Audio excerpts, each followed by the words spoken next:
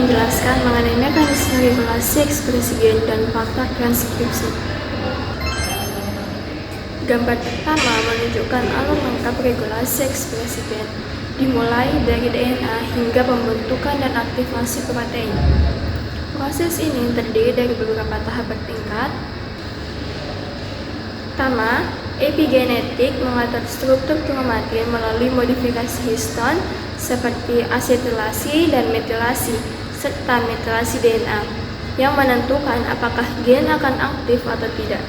Jika gen aktif, maka RNA polimerase akan memulai transkripsi, yaitu proses pembentukan pre-mRNA dari DNA.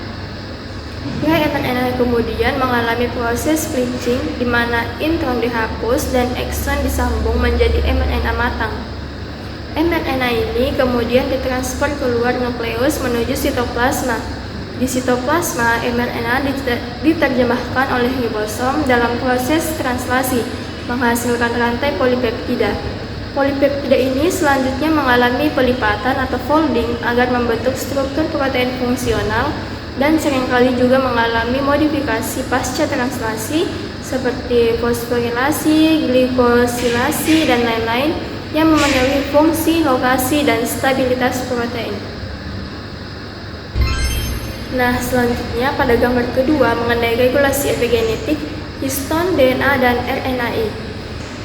Gambar kedua lebih fokus pada mekanisme regulasi epigenetik, yaitu pengendalian ekspresi gen tanpa mengubah urutan DNA.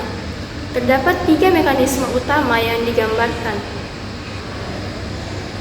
Gambar pertama yaitu modifikasi histon. Asetilasi histon menyebabkan kromatin terbuka, mempermudah akses RNA polimerase dan meningkatkan ekspresi gen. Sebaliknya, destilasi menyebabkannya menjadi padat sehingga ekspresi gen ditekan. Nah, yang kedua ada metilasi DNA. Penambahan gugus metil pada DNA, khususnya di daerah promotor gen, akan mencegah pengikatan faktor transkripsi sehingga menekan ekspresi gen. Yang ketiga ada RNA interference. Molekul kecil seperti miRNA dan siRNA dapat menghambat translasi atau memicu degradasi mRNA. Mekanisme ini mengurangi jumlah protein yang dihasilkan dari mRNA tertentu dan merupakan bagian dari regulasi ekspresi gen di tingkat translasi.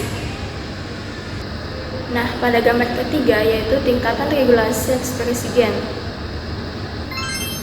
Gambar ketiga menyajikan tabel dan ilustrasi molekuler yang merangkum berbagai tingkatan regulasi ekspresi gen, mulai dari sebelum transkripsi hingga setelah translasi. Yang pertama ada pratranskripsi dan transkripsi. Modifikasi histon, asetilasi dan destilasi, dan metilasi DNA menentukan apakah gen dapat ditranskripsi atau tidak. Dan yang kedua ada pasca transkripsi, melibatkan splitting RNA, editing mRNA, serta stabilitas mRNA. Yang ketiga ada translasi. Efisiensi translasi dipengaruhi oleh ketersediaan ribosom dan keberadaan elemen penghambat seperti miRNA. Yang keempat ada pasca translasi. Protein mengalami modifikasi kimia seperti fosforilasi dan ubiquitinasi, serta pelipatan untuk menentukan fungsi dan massa aktifnya.